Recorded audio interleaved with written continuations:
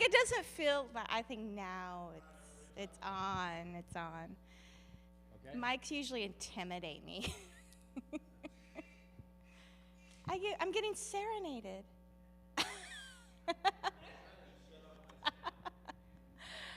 Well, it is good to be back. I believe the last time I was here was in 2019.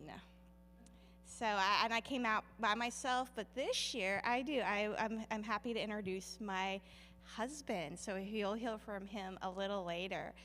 But it is great to be back because I attended this church about 14 years ago for 1 year. And I've just been very appreciative of the church and the people here, because you guys have supported me a long time. Here in New York, Taiwan, now doing a Chinese ministry with CEF in Memphis. I never thought I would end up there doing Chinese ministry, but I did.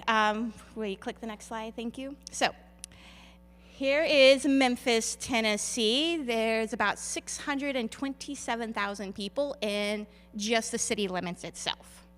And we're on the southwest corner of Tennessee, so actually we do ministry in 3 states. Arkansas, so you see West Memphis, that's in Arkansas. Then we have Memphis, Tennessee, and then down below is Mississippi, where there are words like South Haven, Olive Branch. So in the metropolitan area, we have 1.17 million people, which is a lot less than New York City, I believe. But it still keeps us very, very busy with the children and even with the Chinese ministry. In the area, there's 3 little arrows that are sort of outside the city. Those are where the Chinese churches are that I currently work with. There are 4 Chinese churches and a couple fellowships, and I work with 3 at the moment, and then asking the Lord to help me get connected with the others. But 1 church at a time has been enough for me in building relationships.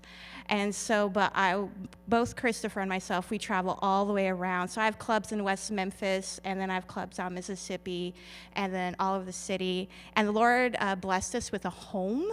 So during COVID, it was wonderful because we used to live in an apartment. And so I was able to have a garden, and then our office isn't too far away from the house, like a 7-minute drive, versus to when I worked here in New York City, it took me an hour and a half to 2 hours to get to my destinations. All right, next slide. And so there are some fun things in Memphis. I love gardens, so there's a Botanical Garden and the Dixon Garden near my house, and I actually have some little magnets, so if you like to take home a gift of origami statues, they're out there on the display table for you to put on your fridge, and you can remember me and pray for me. And then most people know the Bill Street. How many of you guys have heard of Bill Street before in Memphis? All right, no, wow, that's a first.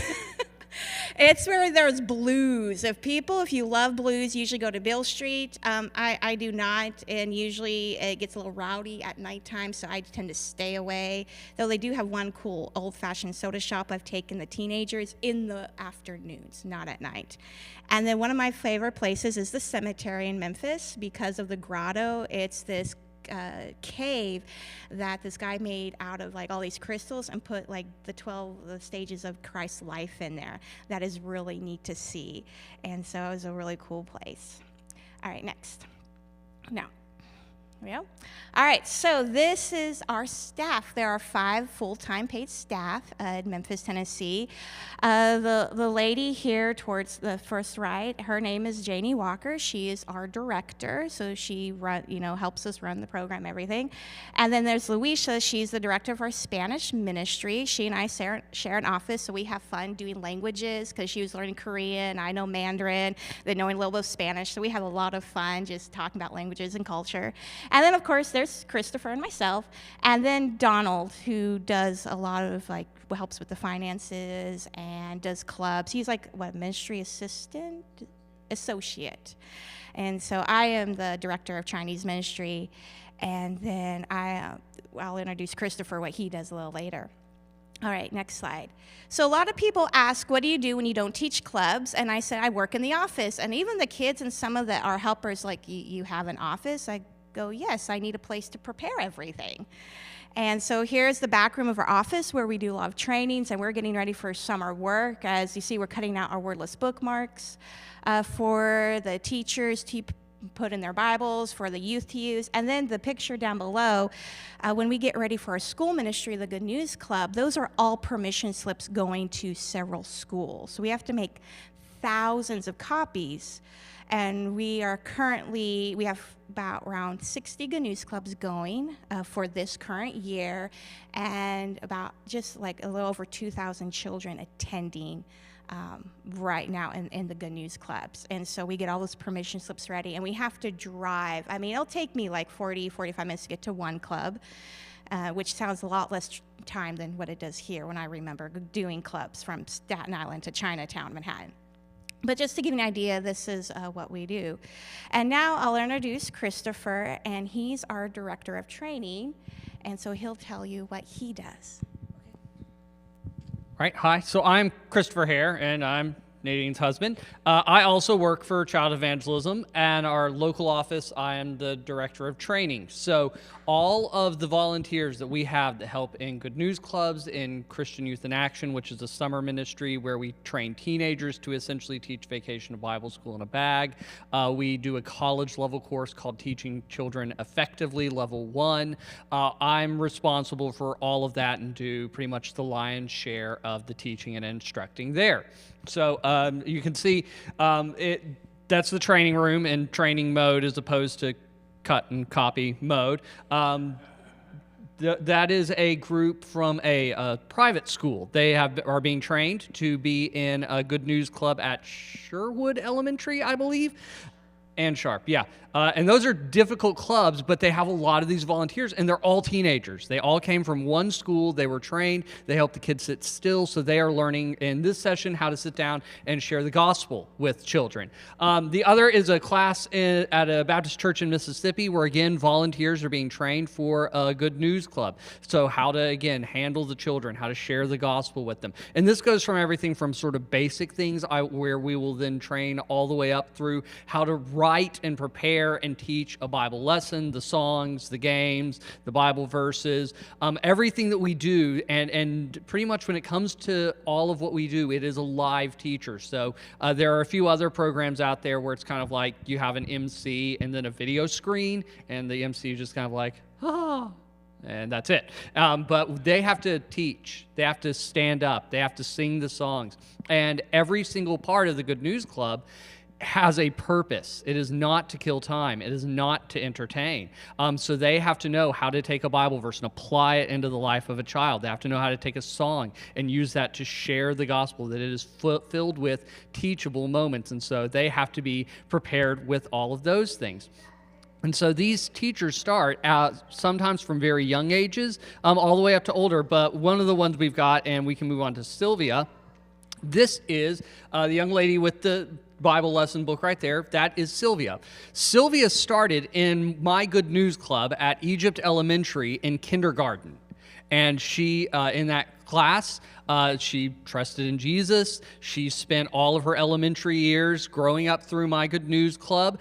And then ultimately, when she got to be a teenager, she joined our summer Christian Youth in Action program. And she learned to do what she spent years watching me do. And so she has now gone to college. So this was actually her at age 15. She is almost 19 now. And that is very painful for me to think about.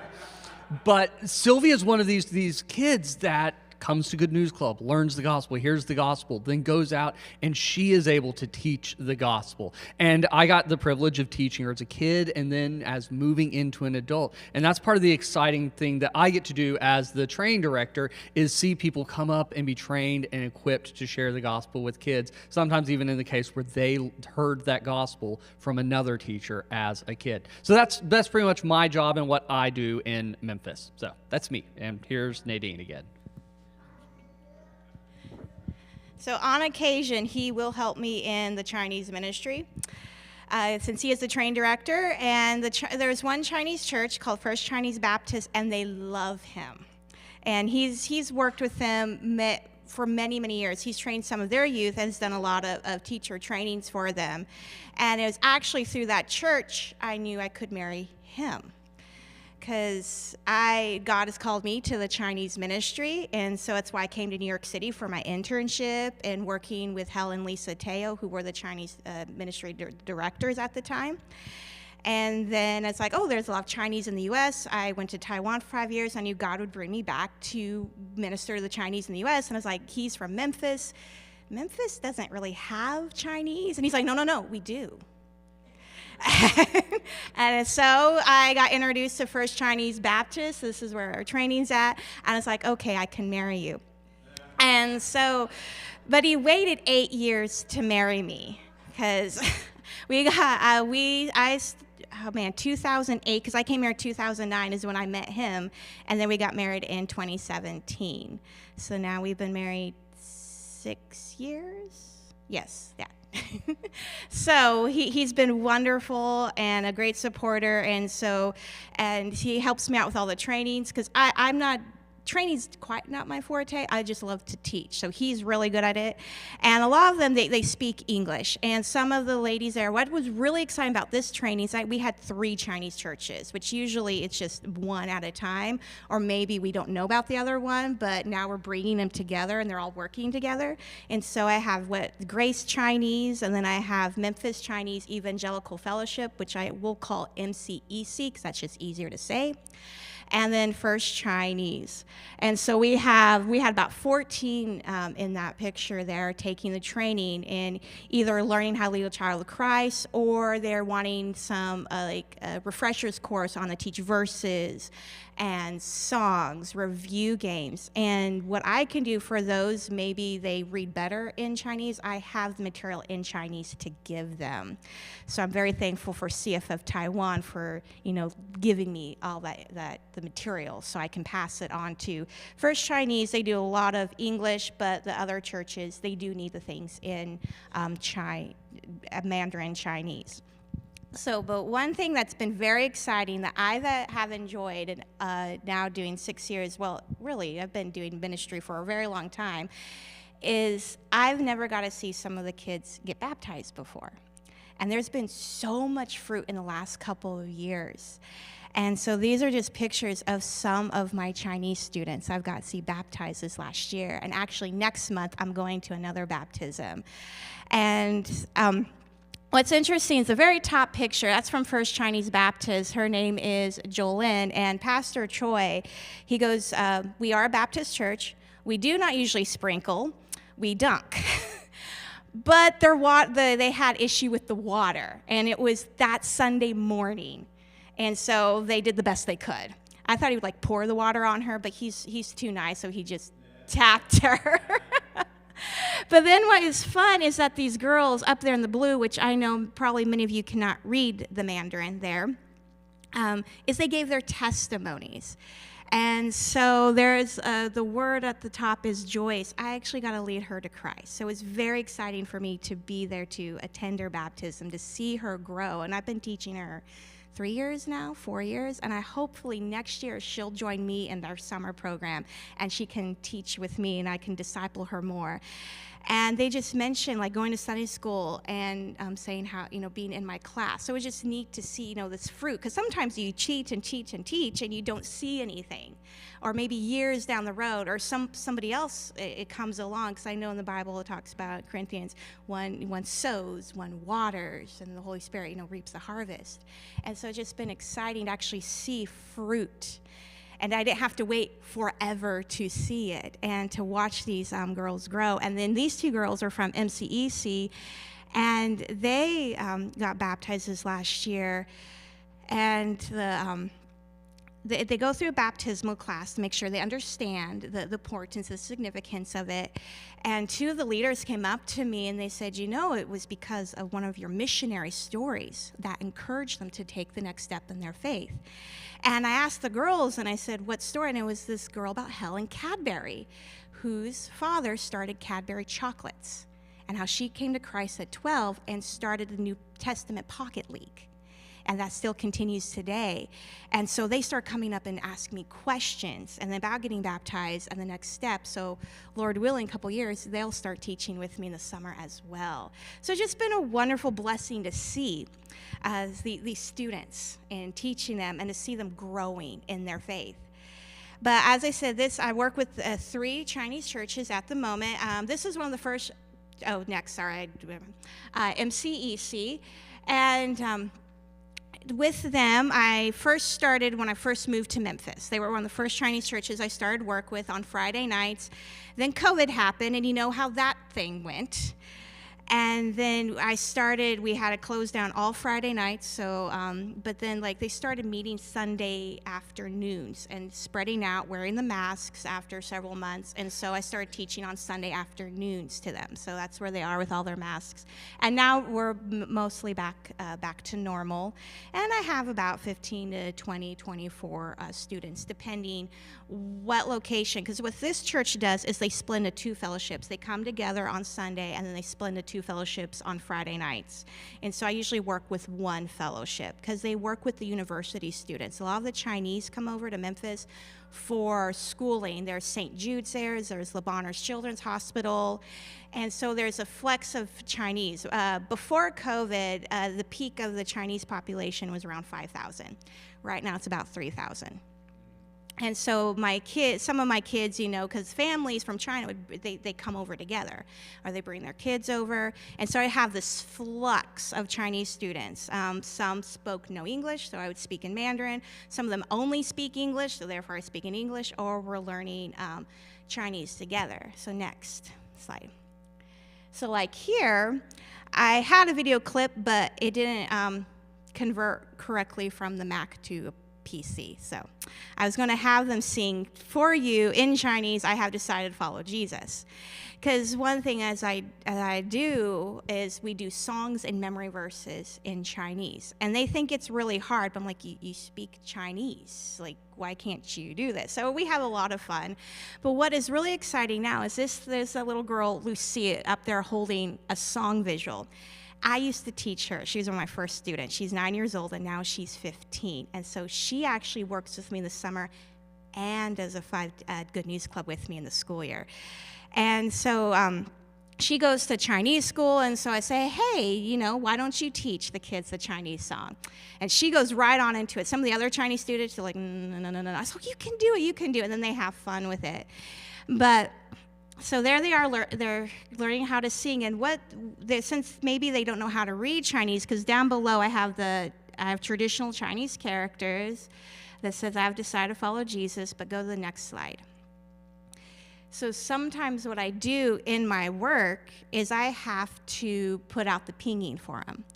So you have the characters up top, which is 我已经决定, the first line up there. And then you may not know how to read those characters, am I correct?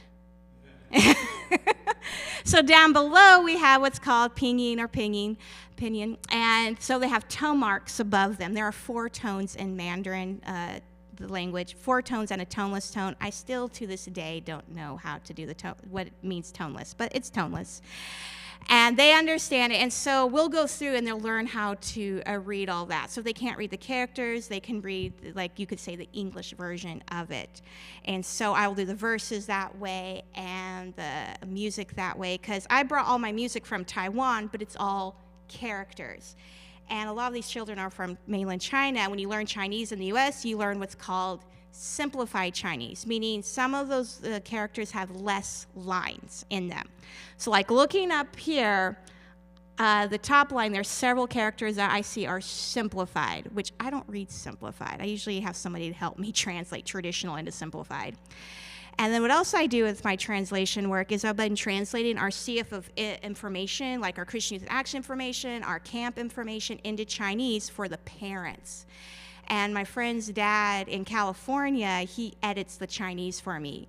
And so that has now been a huge help with a couple of the Chinese churches to have the information in Chinese. The teenagers, the kids, they don't read the Chinese, they want the English. But I need it for the parents, so I'm working with both of them. So that is something that I do in the office. All right, next slide. This is First Chinese Baptist, and so there's their church down below. It is the oldest Chinese church in Memphis, been about 50 or so years. That was started long ago. And then up the above picture, there's a lady named Lily who's been with the church for a long time. She's actually was born in Mississippi, and she actually speaks Cantonese. So there's actually one girl in the class I'll speak Mandarin to, and had no idea why she couldn't understand me. Found out she was Cantonese speaking, not Mandarin. Like, okay, that makes me feel better. So my Mandarin was okay. Because some of the other students, well, you know, they understand me. And then Lily starts speaking like, all right, that is a Cantonese speaking child. No wonder they have no clue what I'm saying. But what's happened is usually I would work with this church in the summer. And of course, then COVID happened. And they started going back to church sooner, the MCEC on their Friday night. So they say, hey, we need help. Because they didn't want a program. But then that died. And I said, I have Friday nights open now. I will help you. And so Lily, she'll team teach with me and get the students up there. And as you see, Christopher's up there too. He'll come to help me out once in a while at First Chinese. And then what's happened as, you know, things started getting back to normal, MCEC said, will you help us again on Friday nights? I said, well, I'm already at a Chinese church, and there's only one of me. And you guys meet different locations at the same time. So they said, would you be willing to split the month with us? Okay, I said, let me ask First Chinese. So what happens now is MCEC, I teach there the first 2 Friday nights of the month. And then with First Chinese, I teach the last 2 Fridays of the month. Unlike this last Friday night, Lily stepped in because I was here in New York. But it's been exciting because they use the CEF curriculum, and so I did get the teaching schedule, and it's fun to team teach with them, and just to see how that relationship is just blossoming. And then from this church, we've had one student do CYA with us, and so she got really excited and wants to get her friends to come, so Lord willing, we'll see what happens next year. All right, next. This is the third Chinese church I work with. It's Grace Chinese. And I learned about them when I first moved to Memphis. Christopher actually knew the previous pastor, and we got connected in Taiwan, of all places. And he thought I was Chinese because we were writing back and forth in Chinese. And when he'd heard me on the phone, he goes, you have an accent. I go, I'm American. And Christopher kept trying to tell him that she's Caucasian, but he just thought, well, she's emailing me in Chinese, therefore she must be Chinese. And I was like, well, at least my Chinese is that good in written form. So, but he left. I didn't know how to get in touch with the church again, because you need a lot of relationship building with the churches. And so it was one of my prayers, how may I get in touch with Grace Chinese? So now I was working with First Chinese and MCEC, and all of a sudden, I get this call out of the blue. Usually when I get home on a weekend, I leave my phone inside and I go do yard work. I love to garden, and that's my relaxation. But I had this prompting just to take my phone with me. And then I get this phone call, and of course I look at it, unknown number, do I really want to answer this? But something nudged me to answer, and all of a sudden it was this pastor from Grace Chinese. And he says, I need help with my children's program. COVID again killed it, and now they need help restarting it and training people. And they said, you know, they met an elder from MCEC who gave him my phone number. And I was so glad I took that call. And so we just started a relationship 3 years ago. This will be my third year helping them out. The first year, I was working with them every single Sunday. Christopher graciously gave me up for a year and going to church by himself. And so they did need a lot of help. And right now, we've gotten the relationship going. I go there twice a month. And because Christopher doesn't want to go to church by himself every single Sunday. So no, he doesn't. So he works with me a lot because he knows I love this culture. I love these people. I love these churches. So I'm very thankful for his support in that. And so I work with them twice a month. And I get to make the teaching schedule so I can assign what Sundays I want to be, which is very helpful considering in a couple of Sundays I'm going to go to a baptismal at First Chinese. But we have a lot of fun. We've done some different programs. One of its fun thing is sharing Chinese New Year's with them. That's the Chinese holiday I celebrate the most. And I have a lot of fun is I do give them, the kids love money, right? I mean, they love money. I'm sure all kids love money. And one of the big things you do is you give red envelopes filled with money. Now, I'm not rich, so I'm not giving out $20, $50, $60, $100. I remember some of the kids here when Pastor Gu was here. I was like, how much money did you get? And they're like, oh, $100. I got $600 total. I'm like, that is a lot of money in those envelopes. I may give them $1 or $2. So I'm actually starting to save up my ones because of Chinese New Year coming up in a few months. Or sometimes I put in chocolate coins, and they love that just as much. But they get really excited. Actually, that little girl, she's very smart little girl. Her mom said actually that year they didn't give her an envelope, so she was so excited. She got a red envelope from Miss Nadine. But it has been a lot of fun. We're up there. They're getting ready for worship time. We've done different things, summer special events. But now I've been able to train some of them. Now they teach. They use our curriculum, and they love it. So, and I got it. One of their students came last year to our Christian Youth Action Program. So it's just neat to see something from nothing. Now it's blossoming and growing. All right, next slide. Here is our Christian Youth Action Program. One of my goals was to get the youth from the Chinese churches to partner with us. And that way they can help their church. And do children's program. They'll have these skills that they can use. And I almost had, right as COVID started, I had maybe like 8 to 10. And then that didn't happen. And that was so discouraging. But now we've had about 5. This last year we had 4. Our Christian Youth Program, we're trying to build it back up. But what was exciting is that half of them are from the Chinese churches. We only had 8 students this last year. But 2 of them, I had 1 at least from each of the Chinese churches. So 2 were from MCC, had 1 from First Chinese and 1 from Grace, which was just very exciting for me to see that, because that's when I came on 6 years ago. That's one of my goals. So next year maybe I'll get 2 from each church again, which is what I'm praying for. But it was neat to have them get trained. And so, okay, next slide. So there they are. We're getting trained. Well, our first training usually is an overnight weekend trip. 12 years old to 14, you learn how to teach missions.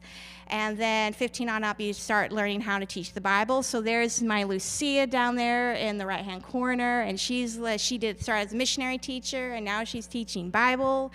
And it's just, I love watching her grow up from a time when I taught her. Now she's been taking all the training, and she helps me in the Good News Club and teaches Bible verses with me. And so, and then I think that's, yeah, and then in the back, what we do is before we send them out to teach the children, they practice the story to us.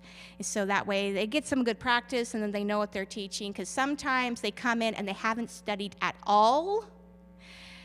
And we're like, no, you're sitting down there for the next 30 minutes until you go out. And so we want them prepared as they go teach the children. Okay, next slide. And so one of my goals also, I could get Chinese summer clubs, the 5-day clubs. And then this last couple years, we've had more. We even had one down here, it's in, I think, at the lower left-hand corner, at a home. So, Lord willing, maybe next year I can do 2 home Chinese clubs, and all the others are at the different churches. I think sometimes, kids, they're forced to by their parents. That's what happened to the young man who's leading a child to Christ. So he was very excited, and that kid still comes to church. So I get to teach him now. That's how I got into CEF, was my mother forced me when I was 13, and Christopher's mother also forced him. So sometimes God uses the parents to force the children to do something. And so it's been very exciting to see that. All right, next slide. I just want to give you an idea what we did during COVID.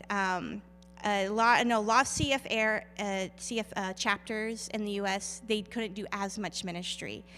And a lot of them, they did online with Zoom. We actually still got to teach in person during COVID. Only for a couple months were we shut down. We had to work from home, and our clubs, like all the school clubs, were gone. But we did clubs during the summertime. We just did everything outside, and we went to apartment complexes, daycares, and then when the school year started, Mississippi started school ahead of Memphis, Tennessee.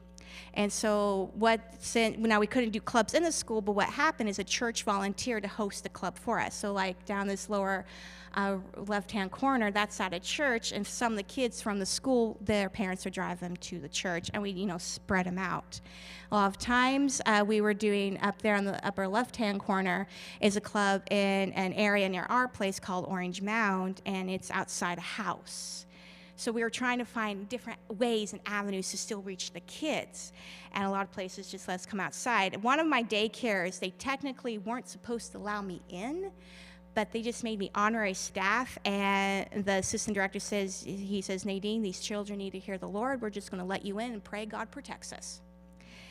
And I've seen a lot of growth. I got at least several boys to the Lord, and the growth of the kids in that club. So it was neat to see God still provide us ministry, because I think it would have driven us nuts not be able to do anything. And I did quite a bit of translation work during that time. All right, next slide. So we teach about 60 clubs. Good News Clubs right now this year. Half of them are in schools, and the other half are in homes, apartment complex, daycares, community centers. We go all over the place, and then we do them in the churches. So I mentioned with First Chinese, Grace Chinese, and Memphis Chinese. Those are three of the churches. I do the clubs at the church. But then I have Richland Elementary. I wanted to go to school because this is where a lot of Chinese attend school. So to reach the Chinese children, I'm like, I need to go to where their schools are. And this club has just exploded. I actually had to cap the class this year to 50. Because last year I could not fit all 60 of them in a room. And I have a waiting list. But right now, I started maybe with 3 Chinese students, and I'm up to 10. And what's been exciting is I have 2 mothers from Memphis Chinese as helpers at that school. And one of the moms, if she knows a parent of one of the Chinese kids, she gives them the permission slip and gets them to sign their child up. And then Lucia also helps me at this school. And some of the parents will see her and they ask her, what are you doing here? She goes, I'm helping Miss Nadine with the Good News Club. And they're like, we've had a couple kids sign up because they've seen her. Because a lot of the Chinese, they'll know each other in the community. So God has just used them extremely and furthering the Chinese ministry. And some of the kids in that club, their English is very limited. So it's nice to have my 3 Chinese helpers working with them so they can help with the language, because most of everyone else, will speak English, but we'll sing a song or learn a verse in Chinese. And so it has been very, very exciting to see that growing. All right, last slide. I do have a couple prayer requests. You can be praying for me because it's going to be long term. As I mentioned, there are a couple other Chinese fellowships I would love to get in touch with. I just don't know how. I had no idea how I was going to get in touch in Grace Chinese. All of a sudden, I've got a phone call out of the blue. Maybe God will do it again, because that was exciting. But pray that I can get connected with them and maybe help them and see what their needs are. And then that God will provide a volunteer to just come alongside me. It's getting to where I can't do everything by myself, especially since a lot of the Chinese churches, their programs, they meet on the same night, same day, same time. And they would love more help. They love the training. The kids enjoy the teaching. And I need somebody else. I can't do it on my own. I won't be doing this forever. One day I'm going to go to heaven, and somebody needs to continue it after I go. But this person needs to be willing to give up Friday nights, some Saturdays, and maybe some Sunday mornings. And those are really, really hard to give up. And so just God, starting now to prepare somebody that will come on staff, maybe as an intern, part-time staff, and eventually working with me. They don't necessarily need to know Chinese. It's helpful with the parents, but English is fine. But just somebody who has that love. And then final, just safety. Memphis is a very interesting place, one of the more dangerous places I've lived in. I have stories I could tell you later about some of the things that go on, but traveling and everything with that for both Christopher and myself where we live, and then as we travel to our clubs and back. But again, just thank you so much for letting us come and share with you about what's been going on with the ministry in Memphis.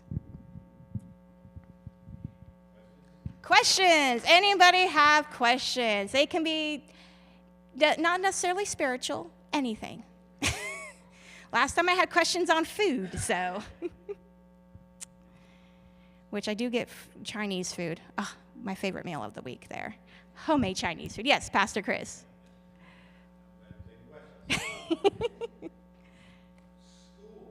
Yes.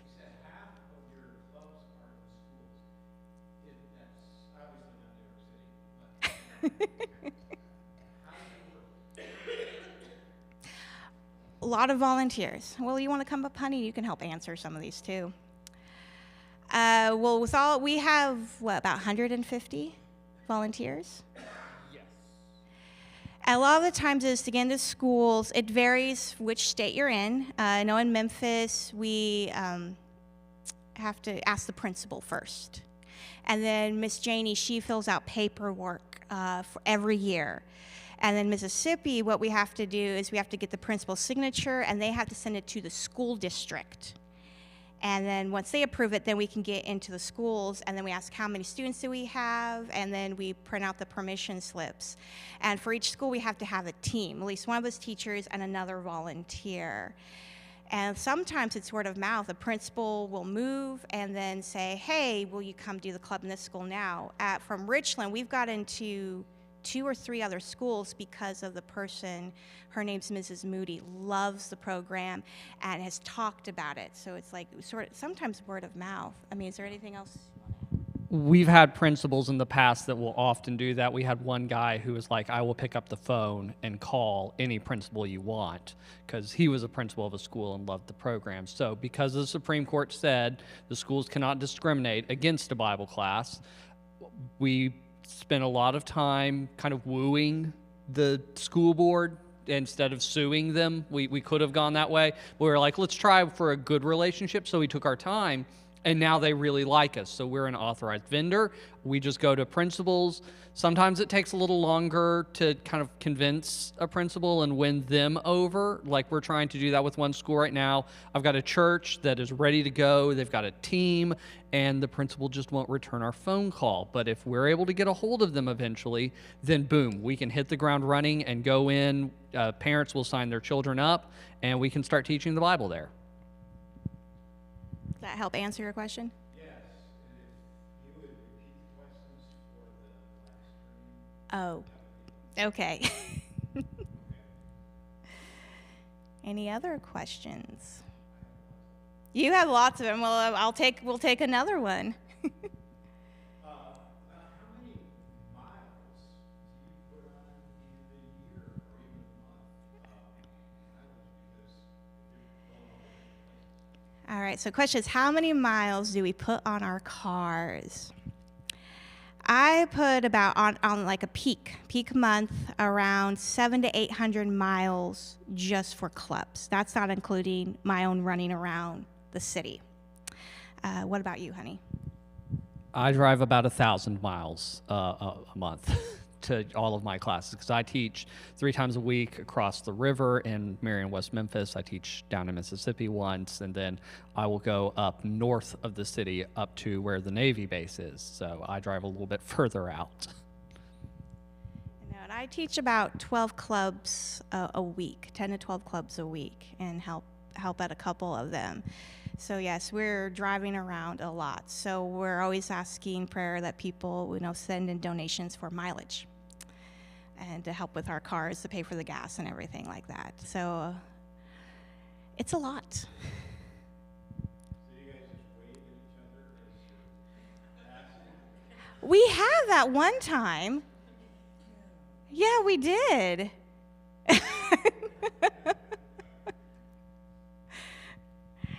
Any others? What was the process for recruiting those summer youth? How do you go about getting them or recruiting them? All right, process for recruiting summer youth. That's a you. We're trying to crack that nut. Really, it has in the past been a combination of word of mouth. So things like an older sibling got drug into it, and now the younger siblings, or sometimes even like the parent did it when they were a teenager, or a friend then brings a friend. We try to go to churches and present the program as well. That at First Chinese was met with some success when I recommended that they force their children, because my mother forced me and Nadine's mother forced her, and the parents were kind of like, oh, we could just tell our kid they're going to do it. And so that works. But we're trying to figure out how to expand that, because for a while, years before COVID, we had 30 teenagers. It was just an enormous group. And now we're kind of down to the 8, and so we would like to grow this program back up. So we're still trying to figure out, all right, now that time has changed and we're up against things like sports, we have a lot of other summer activities that parents just sign their kids up for. Like when I started, it was presented as, this is your summer job. And so you were expected to show up on time. You were expected to work hard. Right now, it's trying to convince parents and the teenagers, this is not just a fun activity to fill time, but this is a serious thing. It's like going on a mission trip with the bonus of you get to sleep in your own bed at night. So we're still trying to figure out the right things to say to help people understand what they're signing up for, and then to sign up for it. So things have changed. We're having to work on that currently. We also do a summer ministry called Camp Good News, and we would do a lot of recruiting there, and we got several teenagers from Camp Good News. But it's like with COVID, we did, like 2 years? Skipped 2 years of camp. We were not getting to the churches as much, and so that has really dwindled it down. And so I've been working with the Chinese churches, do presentations, and sometimes you have to go to a church multiple years in a row before they actually get on board with you and trust you. And then like, oh, okay, they're like with the one girl that was forced, her father, Dennis, like, I like this program. I'm going to make my daughter do it.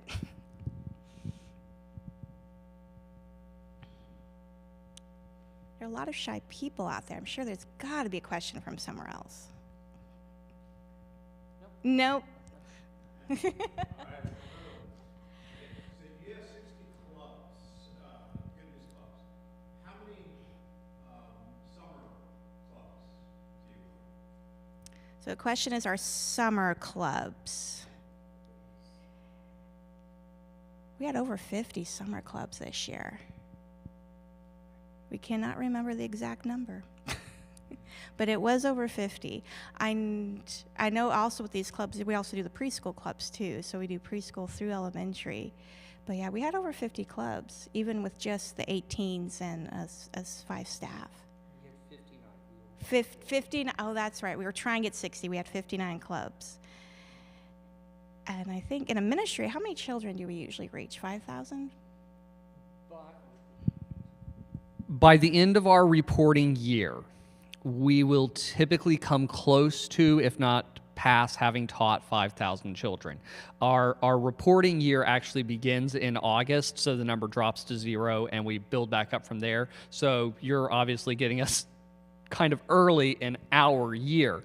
But where we ended last year was our numbers we'd managed to build and increase. And so we were, I want to say, right at about 5,000. We were like 4,980 something kids that we had been able to reach over the past ministry year. So that includes the Camp Good News and the Christian Youth in Action program where the teenagers are teaching, and then Good News clubs just as the year goes on and more children enroll, things like that. Yeah, we keep seeing an increase of role in our Good News clubs, like constantly making name tags like we've never seen before. It's been very exciting. Yes. I know. Do you find that the earlier you get to them, the preschoolers, that they naturally flow up as they get older, or do they depart? So the question is, do they naturally flow from starting preschool on the way up? I think in my clubs, yeah, starting from preschool, or at least maybe I get me kindergarten, first grade, the same school, they continue to come all the way through, and then like some of them do the Christian Youth in Action program with us. Yeah. The main factor is that they don't move. If a child starts in a preschool club and then the family moves, they may not end up in a school where we have a Good News Club. Every once in a while that will happen, but the normal path is that they would come through Camp Good News, because there's a little bit of a gap between when you kind of hit the age limit for the end of Good News Club and when you're old enough to teach a 5-day club. And so they will typically move through camp, enjoy that, and at camp they will hear about the Christian Youth in Action program, and then they would move through that. So that's how Sylvia, who we showed the picture of, she started there, she came to camp, and then finally moved on up into Christian Youth in Action. So there's a pathway there. It mostly depends on, do they stick with it through all of elementary? Sometimes we'll get parents that call us and say, I've moved, do you have a club at this school where my child is going? Sometimes we've gotten into schools that way too, because a parent wants the Good News Club to continue sending their child to. Yes.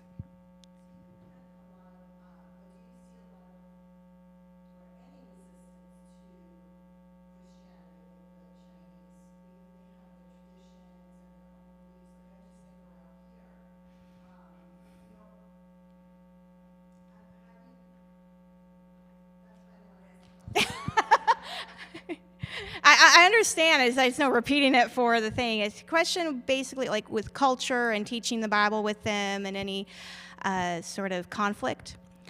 As a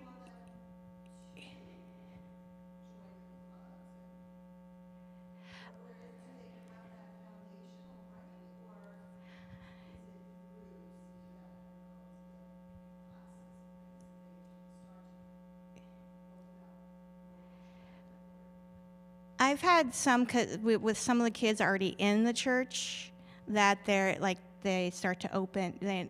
Sometimes they start to open up more to it, and then I've had kids that they come over from China or they've never been in church, and the parents they'll like invite the people from the schools, the universities, and then the kids might be a little resistant at first or not understand it, and then it's slowly having to teach them over time. And one of the kids I remember teaching, he heard the gospel. He says, I can't make that decision yet because of conflict in beliefs. And they're still in the States, and Lucia goes, oh, there's Eric walking down the road. I said, has he ever made a decision? She goes, no, he has not. So sometimes there is that conflict and wondering about it. And I know I had like that in Taiwan. Do I believe? Do I not? It will conflict with my parents, and sometimes there is a bit of that. And sometimes this is the first time they've ever heard it. But does that sort of help answer your question? Yes. Okay. Yes.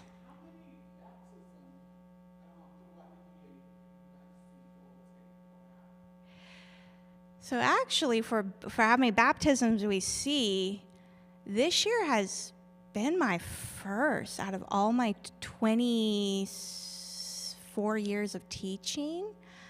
I've seen, we had Joyce and Jolene. There are at least 4 students there that we saw. I've seen 2 others from the Richland Good News Club, which was really exciting as well, because they attend our church, these 2 kids. And then I've seen 4 from MCEC, so how am I up to 10? I think, and then another one. But what was exciting from the 2 that attended my club that go to my church is the mother led the little girl to Christ because she went home. I led the brother to Christ, and then to see them get baptized. Oh no, and there was one other student in our from our 5-day club, James. But yes, did you have any? Typically, because we teach them in the schools, we will hear after the fact. If a child has been baptized, they'll come and tell us, or they might tell us the week before, but because we're not a church, we're not going to be the one baptizing them. So it's mostly, we would only find out specifically about that if we are told by them, the child, or by the parent about that. And so we evangelize, and then the second part is we just try and establish them in a local church. One of the big hurdles that you can pray about is that it is fairly difficult to get churches near the schools to actually work with us. Unfortunately, in Memphis, pastors can be kind of territorial, and they don't like if they feel like you're edging in on their space. And so like we will try and contact churches and be like, hey, we have a ministry in a school. If you want to bring flyers for your fall program or your Christmas thing, or, at this point, if we were to call a pastor and say, hey, this child believed in Jesus, they're in your neighborhood, they don't want to hear from us. And so unless it's a church we've already established a relationship with and they're helping in the school, unfortunately, it makes tracking that kind of thing a little bit difficult. So you can kind of pray that more churches would be evangelistic. That'd be handy. So yeah, that would help us. I will say, like with the Chinese community, baptism is very, very important to them. So they will usually always let us know, hey, one of the students is getting baptized. Will you be able to make it? And so that's how we've been able to see a lot of the Chinese kids get baptized, is that they want us there, because they say you've been a part of their lives, so we want you to be part of this as well. Yeah. Yes. Two more things. First, do you work at all with the online CEF? You do faith. Mm-hmm. Do you do anything, in terms of with the training or whatever, you encourage that? That's the first thing. Then the second thing is, can you tell us a little bit about what's on the table out there so that people can go out and pick up stuff out? All right. I have not done any sort of trainings online, but you have. Okay. All right. So online CEF stuff. CEF headquarters does have a lot of online ministry. They are ramping that up. The big on-ramp would have been during COVID. They were encouraging doing online good news clubs over Zoom. We took a look at that and went, no. It was the kind of, we'd look at one place and they'd have a good news club and there would be one child. And so we doubled down on in-person teaching. When it comes to the training and everything, we've had our staff, and even I went through some of the online training when I was getting my degree. And what we've sort of found out is if as much as possible we can train a person in person, we tend to get a more effective teacher. There's just something about online that I've noticed as training director, that it's just very easy to zone out, to not pay attention. And so we encourage people as much as possible to either all go to them, or we will have them come to our office where we have the training room, and we will work with them one-on-one. It gives much more time for interaction as opposed to just sitting and watching a video, and then if you have questions, you don't get a chance to ask them or get clarity. When it comes to the demonstrations they do, those are fantastic, because I can send someone to the website, they can watch a full Bible lesson or a gospel presentation, and they are able to watch that demo, and that's great, because I'm not awesome at demos, and that they have animation on it. So for that, the online is super, super handy. But when it comes to training, as much as possible, I push to be in person. So your table. All right. Yes, because he has done several online trainings, and I have not. I've done one class on Zoom, and I love in person way better. Easier to help with the kids. But the little table in the back, I have out there some pictures you can see of the different clubs that we do. I have some like little magnets there that you can take home as a gift. And then if you don't receive my newsletter, you like to, or if you want his newsletter, you could sign up for that. And we have some newsletters that you can take home from our recent typing skills for that. And there's also like a little Chinese wordless book keychain out there that you can look at to see what I use with the churches and the youth. And the other thing is they're like a little cell phone charm, but I know, a lot of people use them as just decorations, or they put them on their tree. So it's like there's a Chinese knot as a friendship knot, because each knot has a different meaning, and then like a Chinese fan. So those are for you as thank you gifts. Oh.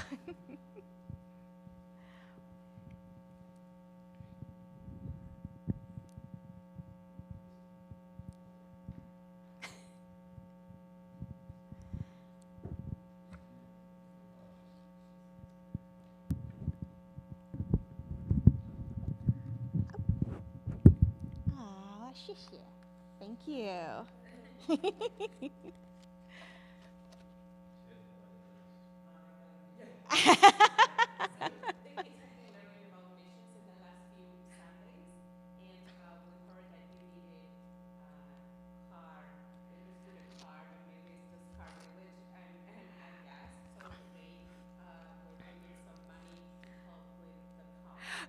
Oh,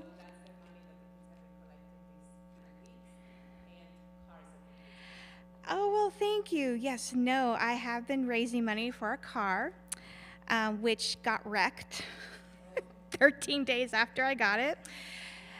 Insurance is covering it all, and I got a call from the shop. It's all ready to go.